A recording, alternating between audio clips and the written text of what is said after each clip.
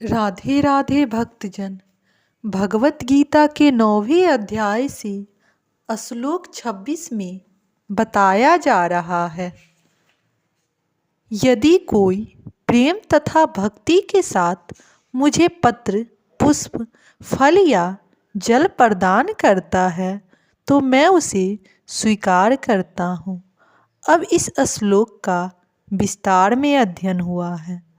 नित्य सुख के लिए अस्थायी आनंदमय धाम प्राप्त करने हेतु बुद्धिमान व्यक्ति के लिए यह अनिवार्य है कि वह कृष्ण भावना भावित होकर भगवान की दिव्य प्रेमा भक्ति में तत्पर रहे। ऐसा आश्चर्यमय फल प्राप्त करने की विधि इतनी सरल है कि निर्धन से निर्धन व्यक्ति को योग्यता का विचार किए बिना इसे पाने का प्रयास करना चाहिए। इसके लिए एकमात्र योग्यता इतनी ही है कि वह भगवान का शुद्धतम भक्त हो। इससे कोई अंतर नहीं पड़ता कि कोई क्या है और कहाँ स्थित है। यह विधि इतनी सरल है कि प्रत्येक यदि प्रेम पूर्वक एक पत्ती, थोड़ा सा या जल या फल ही भगवान को अर्पित किया जाता है तो भगवान उसे सहर्ष स्वीकार करते हैं।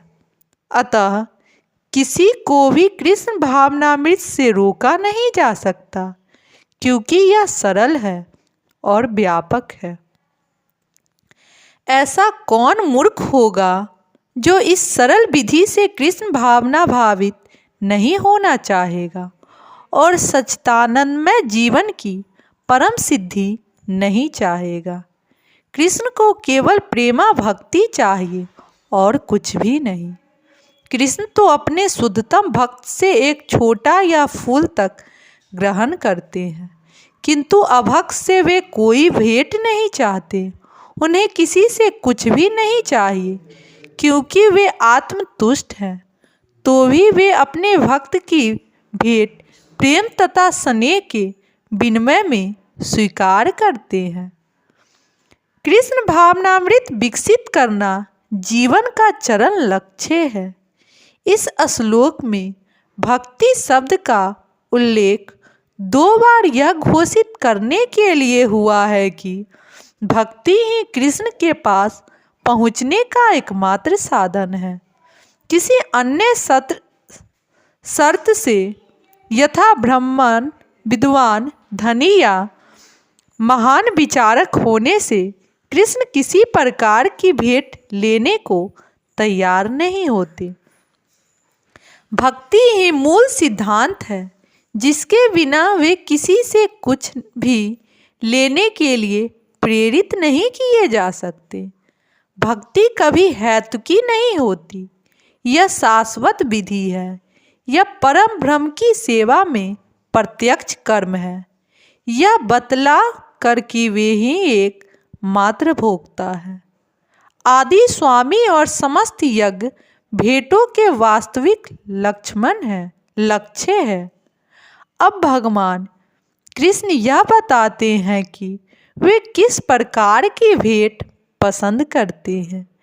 यदि कोई शुद्ध होने तथा जीवन के लक्ष्य तक पहुँचने के उद्देश्य से भगवत भक्ति करना चाहता है तो उसे चाहिए कि वह पता करे कि भगवान उससे क्या चाहते हैं।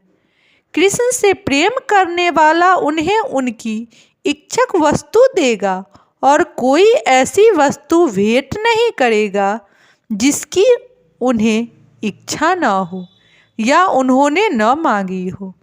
इस प्रकार कृष्ण को मांस, मछली तथा अंडे भेंट नहीं किए जाने चाहिए।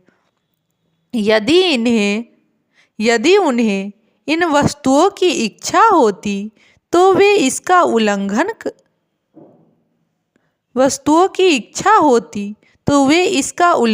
करते।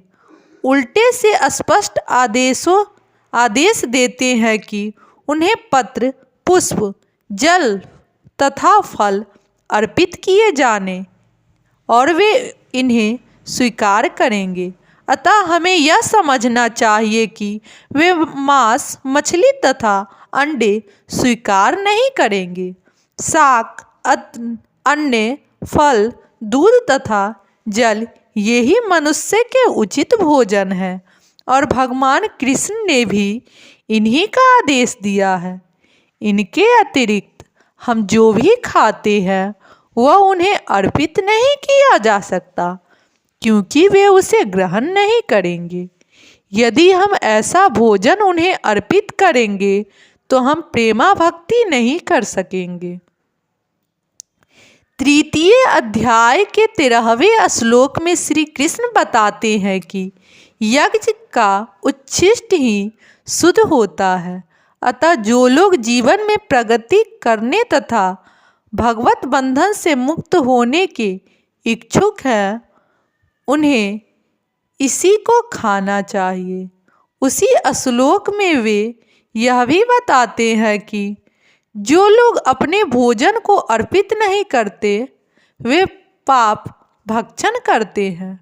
दूसरे शब्दों में उनका प्रत्येक कौर इस संसार की जटिलताओं में उन्हें बांधने वाला है।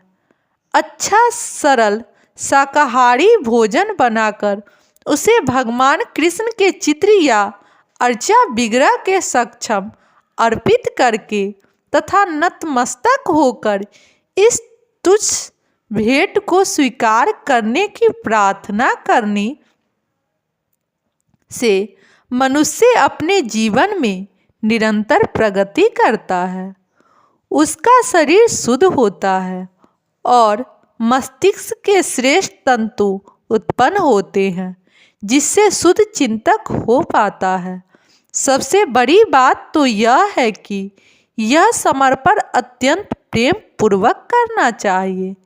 कृष्ण को किसी तरह के भोजन की आवश्यकता नहीं रहती, क्योंकि उनके पास सब कुछ है। किंतु यदि कोई उन्हें इस प्रकार प्रसन्न करना चाहता है तो वे इस भेंट को स्वीकार करेंगे। भोजन बनाने, सेवा करने तथा भेंट करने में जो सबसे मुख्य बात रहती है वह है कृष्ण के प्रेम बस कर्म करना। वे मायावादी चिंतक भगवत गीता के इस श्लोक का अर्थ नहीं समझ सकेंगे, जो यह मानकर चलते हैं कि परम ब्रह्म इंद्रिय रहित है। उसके लिए यह या तो रूपक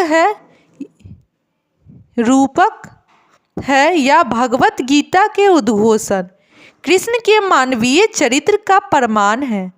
किंतु वास्तविकता तो यह है कि भगवान कृष्ण इंद्रियों से युक्त है और यह कहा गया है कि उनकी इंद्रियां परस्पर परिवर्तनशील है।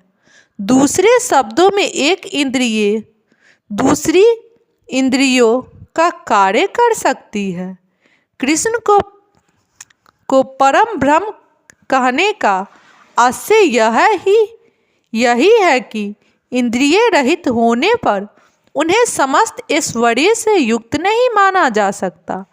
7वें अध्याय में कृष्ण ने बतलाया है कि वे प्रकृति के गर्भ में जीवों को स्थापित करते हैं।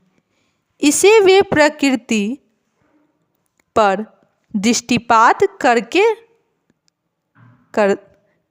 करते हैं। अतः यहाँ पर भी भक्तों द्वारा भोजन अर्पित करते हुए भक्तों का प्रेम पूर्वक सब सुनना, कृष्ण के द्वारा भोजन करने तथा उसके स्वाद लेने के कारण उनका सुनना, उनके भोजन करने तथा स्वाद ग्रहण करने के ही समरूप है। केवल भक्त ही बिना तर्क के यह समझ सकता है कि परम ब्रह्म भोजन कर सकते हैं और उनका स्वाद ले सकते हैं। राधे राधे भक्तजन।